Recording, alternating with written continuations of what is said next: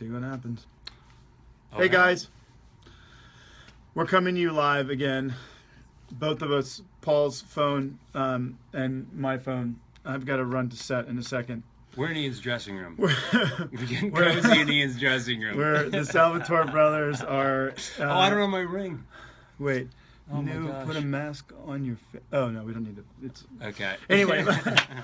Listen, Hey, Ian's got 2 minutes because I gotta go to set and If that, shoot. if But that. so here's the deal, guys.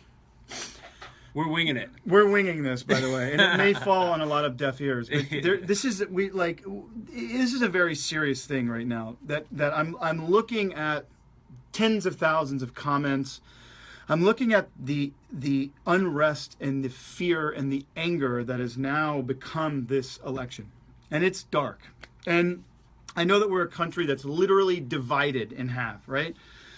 But here's the thing, and neither one of these candidates are the best candidates in the world, and it's never going to be that way. It's simply not going to be that way. But I think we're going to regret, because, and it's what Paul and I were just talking about. We live in this climate right now where, people react to things that are sort of immediate, and I'm guilty of that myself. You know, if somebody's rambunctious and loud and against the norm, quote unquote, we think it's funny and we react to it because it's different, because it's lively, because it's exciting, and I think we've fallen into this trap where we get things so easily now. Everything's so accessible, social media, And the idea of celebrity. Everything is about the exactly. idea of celebrity. And so what we want to say is this: like, we know that there are issues, but the thing that I'll tell you guys is this: if you're voting for a candidate because they're funny, or because you think they're funny, because they're different, they're against the status quo, just remember that we have 4 years. We are stuck for 4 years with this person, and they have the nuclear codes. They have to have the temperament to deal with world leaders. This isn't a joke. Someone who's going to actually be able to negotiate internationally at tables and have the wherewithal to do that. Now listen, everyone's pissed at the Obama administration, and people are upset with Hillary Clinton's track record. By the way, look at Trump's. No one has a perfect record. But he doesn't have a record. He doesn't He's not have a politician. Well, other than the fact that he has 4 bankruptcies. There's no record. There's no record. And some people say, oh, well, he's not a politician, that's a good thing. No, he's a reality star who's a bankrupt realtor whose dad gave him money. Now, I'm just saying, this is not a guy who should be running the president, who should be running the United States of America. That's right. We are an amazing country.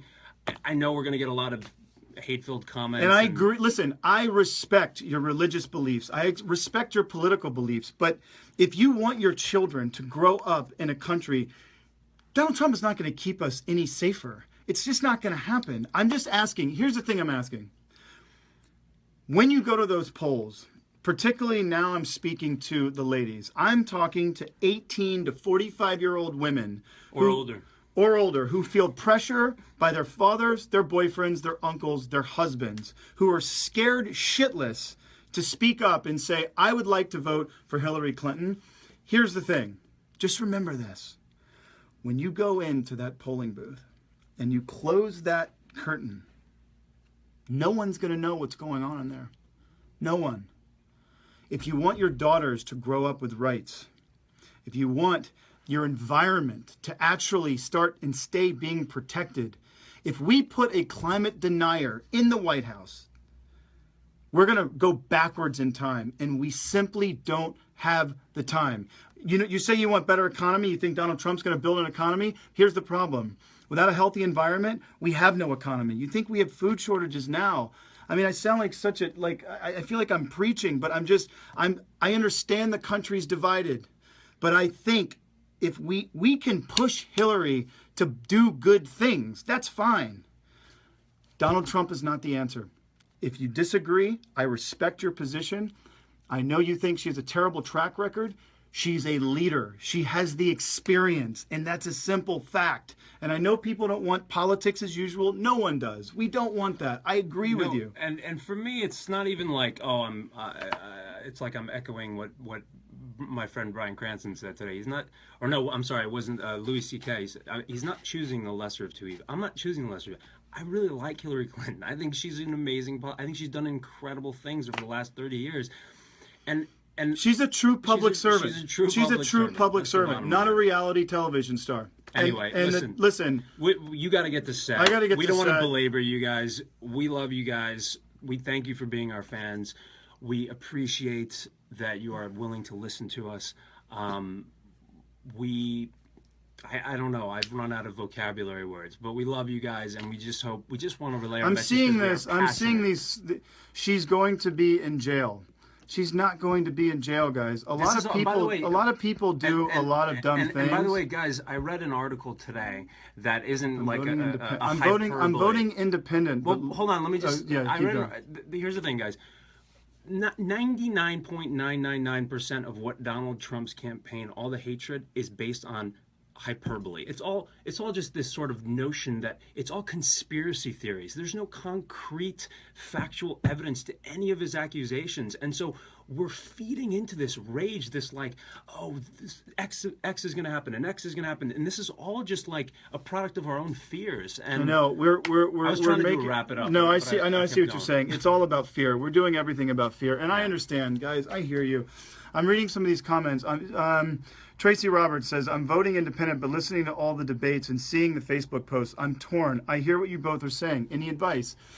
Here's the problem. We don't have another choice.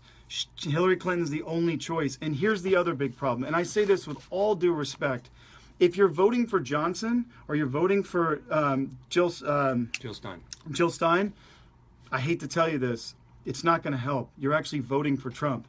It's going to happen what happened to Nader and Gore. It's a simple fact.